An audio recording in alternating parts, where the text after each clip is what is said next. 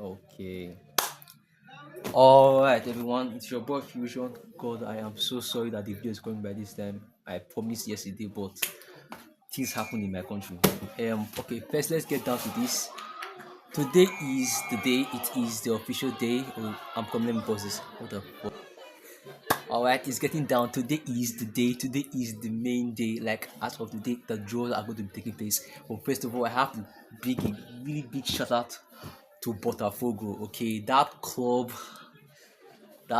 didn't just kill me, they buried me and they dug my grave so deep. Like they completely made me wrong. Wow. You have to clap for them. And it's like, first of all, not only did they win the match, they won the match in a way that was, I would say, worthy of a champion because, like, they get a red card at the 38th second. Okay, not minutes. It showed 2 minutes in, let's say, Wikipedia or whatever, but at the 30th second, I watched that match live.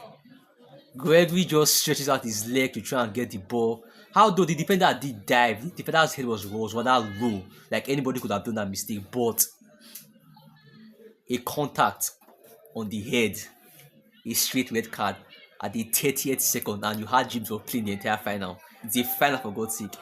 He sent up at the 30 seconds. Botafogo is reduced to 10 men. At that point, I was like, oh, okay, fine, yeah, all right, it's over, it's over. And like Atletico Minero will have 11 men for the next 89 minutes 55 seconds. So there's no way that they won't have scored at least 2 goals. That's what I thought because I was like, I predicted that goal would end like 1-0. And after seeing that, I thought that they have already won the entire trophy. But I was wrong. I was dead wrong. Like, first of all, Botafogo started defending. Their defense has been very good. I said that before. They have the best defense in South America right now, so it made sense. Their defense saved them all the way to the 37 minutes. I don't know what the defenders were doing in Atletico Minero, honestly. Like, 4 defenders were there, okay? What's his name again? Luis Henrique. He jimboed his way past the defense, tries an assist, he passes the ball, they shoot the ball, he bounces off the defender and lands back at him. He slots it in, it's 1-0. Botafogo will take the lead against Atletico Minero, and they are still one man down. Don't forget that. Okay. It goes on like that. Then the second comes in. I don't know what the hell the goalkeeper was doing, okay? You are trying to communicate with your defender and you forget that somebody as terrifying as Luis is just right there. He gets the contact, it's a penalty. Of all people to take the penalty, Alex Telles steps up.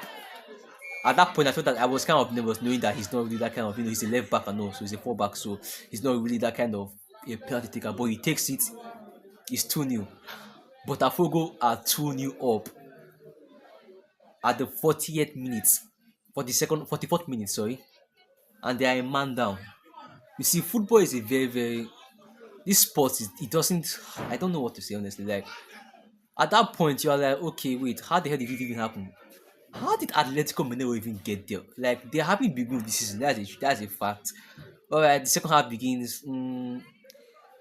Atletico Minero tried their best, then finally an assist from Hawk sees Edo Vargas slots in a beautiful header and he makes it 2-1. At that point, you're like, alright, there's hope for Atletico Minero now. For as funny as it sounds, there's actually hope for them. They're going to win the match. Like, there's no way because Botafogo will start to tire. There's no how like they can defend like that for 90 straight minutes and possibly additional injury time. But they do because Atletico Mineiro had 89% possession in that entire game. Like, if you think that was crazy, 12 shots, only 4 on target. And it was so annoying. Like, when you watch those kind of games, you'll be like, alright, it's the final, you expect something to happen interesting, but Atletico Mineiro were not doing anything, man. They were playing shit.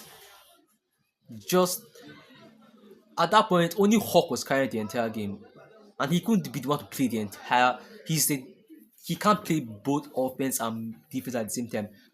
At the end of the day, Botafogo were able to defend that one until the 98th minute. No, I don't think it was 98. I think it's coming. Yeah, 97th minute. Junior Santos, as flary as he is, he just at that left right wing, he dribbles his way down.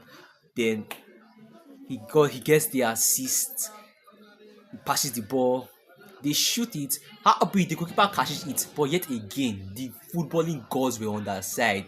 The rebound lands directly on Junior's feet and he just slots it home. It's 3-1 in favor of Botafogo. Don't forget, they had a red card at the 32nd minute, but they win the match 3-1. Like the same way they beat Palmeiras. And at that point, you were like, whatever you want to tell me now, I don't care anymore, man. They were destined to win it. There's nothing I can do. These things are spiritual. I have to admit. You can't tell me that you get a red card at the 32nd minute and you still win that match 3-1. And it's not like they were playing. Nah, they were defending. They just counter attack. They get their goals, a penalty and two world class goals. I have to admit. And at the end of the day, Atletico Minero, they were on their own undoing. They did take their chances and they were too slack in their defense. Behind their backline was not, they weren't cohesive at all, honestly. And man, you have to just say congratulations to Botafogo win because right now they are the last team to qualify for the Club World Cup. The draw is today, so they will be taking part in it. They already got a lot of things already as the last Brazilian team to qualify and the last South American team to qualify. Brazil going to this Club World Cup have 4 clubs in Palmeiras, Flamengo, and Fluminense with Botafogo. So it's going to really be, that the team that have been dominating South America for the past decade, like the last non-Brazilian team to win was Buca. Was it River Plate? No, Buca made it to the finals against Fluminense, but the last win it was still Buca. I think in 20. I don't really follow that much. I won't say anything, so I don't give you false information. But yes, congrats to Botafogo. They win the Copa Libertadores and qualify for the Club World Cup and the ICC. So they will be playing for Shuka come next week. Whoever wins that match will play AHLY, my champion. And God bless them. I don't the way I've seen them play against AHLY. Okay, I'll leave that for another video. Okay, the ICC, I'll leave that for another video. Let's toggle to the draw now of the Club World Cup. Now, like I said before, I'm going to do like 3 kinds of draw. The draw is hard, by the way, so the way that I will explain that at the last one. I told you guys the first one I'll be doing will be based on the football database ranking. Now, like the last video I made, I showed you guys a list, but I said I was going to make another one because at that time the host nation and 2 South American clubs have not yet qualified. But now we know the entire lineup, so I will just go down and just get into it. The football database ranking. The way it works, if you can see on your screen right now, the way it works, the ones at the right, the ones at your left, sorry, are like the number according to the number of strength they are in the team. Then the numbers at their right are their ranking according to the football database ranking. So I will start with port 1. Now please, I did it like every other World Cup. I don't know why FIFA is doing it this way, but we'll get to that in a second. I did like every other World Cup.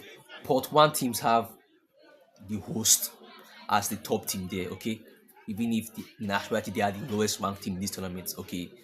Port 1 has the host, which is Inter Miami.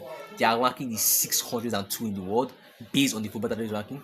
I love this one because it really shows, it's more like, as far as history is concerned now, this ranking shows all the points you have lost and gathered up. That's why sometimes we've seen teams like Oklahoma City pass on other teams, but it's a lot more realistic, I feel, than the other one that FIFA is doing. So Port 1 includes the host, Inter Miami, Real Madrid, Manchester City, Bayern Munich, Atletico Madrid, PSG, and Chelsea. That's the Port 1 teams. Like I'll do it from top to bottom, not like the one I did from bottom to top for this specific one. Now the Port 2 teams, like the Port 1 teams, I call them the favorites. The Port 2 teams are the challengers, the ones that the Port 1 teams have to contend with. Sorry, the contenders. Sorry, I missed that. The contenders, the one that the Port 1 teams have to challenge.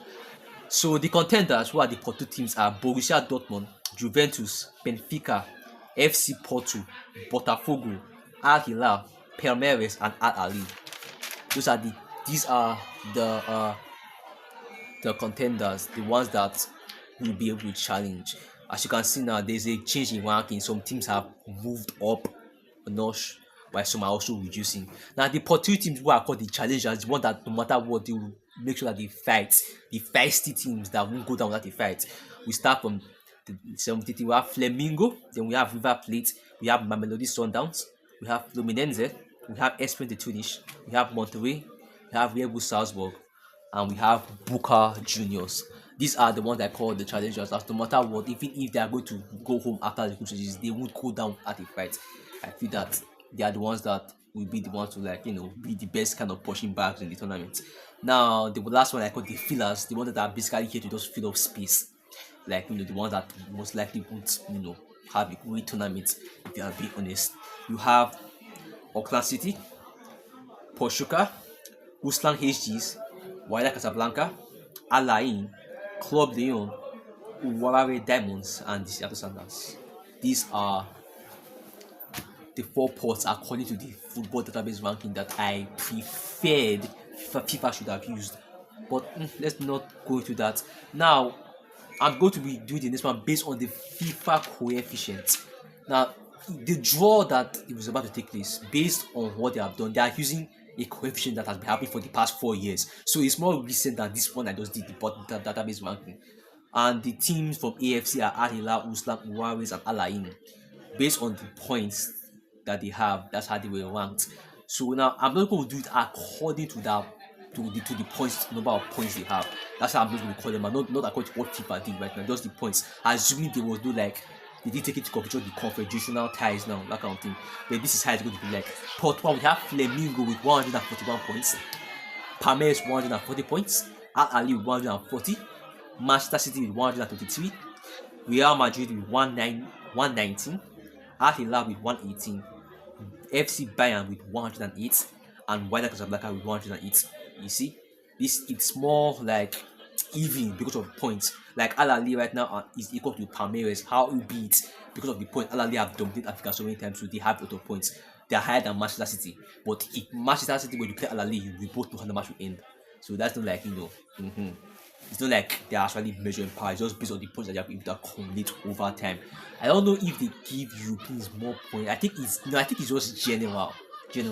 Like the same from what I've seen in the official draw that going to take place now. I feel that the coefficients are basically just general in how consistent you are in your competition, but then the number of ports is now how strong the competition is. I feel that that's what they did. Port 2 teams are River Plate, ES Tunis, Mamelodi Sundowns, Fluminense, PSG, Paris Saint-Germain, Uslan HG, Chelsea, and Borussia Dortmund. Those are like, doesn't need to call them challengers now because it's not really according. I'm not showing, assuming if I decide to do it this way. This is how the post will look like. Port 3 now, you have Inter Milan, you have Boca Juniors, you have Porto, you have Atletico Madrid, you have Auckland City, you have Benfica, you have Monterrey, and you have Warare Diamonds. Auckland City is higher than Benfica. That's absurd. That can never actually happen, but based on the points that they have, yes. Then the Port 4 teams, you have Juventus, you have Club Leon, you have AHLY, you have Red Bull Salzburg, you have Botafogo, champions of the Copa Libertadores, the most recent one.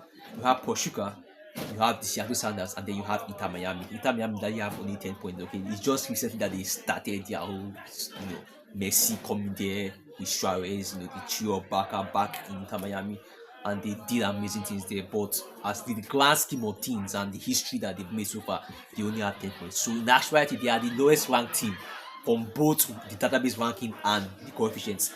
Now we go to the real draw. Now this is the draw that will take place later today, that I will be watching live, but I won't be going live. I'm going to be back to it after the draw has taken place. I don't know when this video will come out. It might actually come out after the show. I don't know when I'm done editing the video, but by that point, you know what it is. Okay, now this is how it works. FIFA decided to do it in a way that they want to make it more competitive among the regions. So for Port 1, they carry the top 4 European teams and the top 4 South American teams in Port 1. Okay, based on the FIFA Club ranking coefficients. And in Port 2, you have the remaining European teams, the 8 European teams. Then in Port 3, you have the top 2 teams from Africa, Asia, North and Central America, and then the remaining 2 South American teams. Then in Port 4, you have the remaining African, Asian, North American, then the Oceania representative, and then the host nation. So I felt that they should have added the host nation in Port 1, but let's say my main take on this whole system that they're trying to do. Why I don't like it personally is because after that door with pot 2, you won't see any European teams again. Okay, I like it being more even. Like they shared out the pots to like they would have added like top from Africa, Asia, then the fourth, fifth, so that you can see pot TV teams who can actually have European teams. But it's what they want, so you can't force them to do what they don't want. But let's just go down. So pot one we have Manchester City, we have Real Madrid, we have Bayern Munich, and we have PSG. Those are the European teams, the four of them. Then we have Flamengo, Palmeiras, River Plate, and Fluminense. Those are the pot one teams that will be occupying the first place positions of all the groups. Okay. Then you now have the pot 2 teams, which are the rest of the European teams. We have Chelsea, Borussia Dortmund, Inter Milan, Porto, Atletico Madrid, Benfica, Juventus, and Salzburg. Red Bull Salzburg. That's basically like a Champions League draw. Okay, and I like that Club World Cup. Like you see Champions League draw, then you have a bit of the Copa Libertadores, a bit of the CCL, a bit of the Oceanic Champions League, the F Champions League Elite, and so on and so forth. So it's just really nice. The full pot is just European teams. So I guess that like just looking at it can be catching to the eyes. But I wish this was more spread around, because the European teams are about to beat. Okay, they're like the diamond in the rough, the shiny teams to look at in any group. So it would have been nice if you see like pot 2 now doesn't have any European team. So I thought at least Salzburg would have made it there, but let's go. So pot 2 you have AHLY, Uslan HD, AHLY, WYDAD AC, Monterrey, Lyon, Boca Juniors, and Botafogo. Those are the pot 3 teams. Then finally, the pot 4 teams are Warare Diamonds, AHLY, ESPÉRANCE de Tunis, MAMELODI SUNDOWNS, Pachuca, Seattle Sounders, Oklahoma City, and the host Inter Miami. Some people are really complaining that Inter Miami and Seattle Sounders shouldn't have been in pot 1, that they should have been in pot 2. But I feel that it doesn't really matter because they are still seeded. If you check on Capita right now, you can tell that Inter Miami will win Group A, where Seattle Sounders will win Group B. So they are already seeded. So I don't think it really matters the group that they are in per se, as long as they are seeded automatically to a certain position. Like they didn't know where to stay. That's what I think on it. So now, based on the pots, let's go to the Africans. AHLY, WYDAD, ESPÉRANCE, and MAMELODI SUNDOWNS. From what I'm seeing, AHLY is not going to play anybody in pot 3. Albeit, they might play a South American team. So just to be clear now, okay, Flamengo, Palmeiras, River Plate, and Fluminense are going to be topping, like they're going to be seeded to the top side. So if AHLY is drawn against any of those clubs, that means they might, like AHLY might be in the group with Palmeiras now, and then might get Salzburg as a pot 2 team. You already know how that's going to end up. Is that they top that group or ultimately just finish second, which I doubt will happen. But let's go to the worst case scenario now. Okay, that's what they're doing. Assume they get a team like Bayern Munich now as a pot 1 team, that's a bad team already. Then a team like Atletico Madrid gets drawn. AHLY's chances will be very slim, but AHLY as a team that I know they are will always fight. So even if they get grouped, which I highly doubt will ever happen, if they get grouped, it's going to be Bayern and Atletico Madrid will not have it easy for them. Okay, so I feel that no matter what, AHLY will get out of their group based on what I'm seeing here.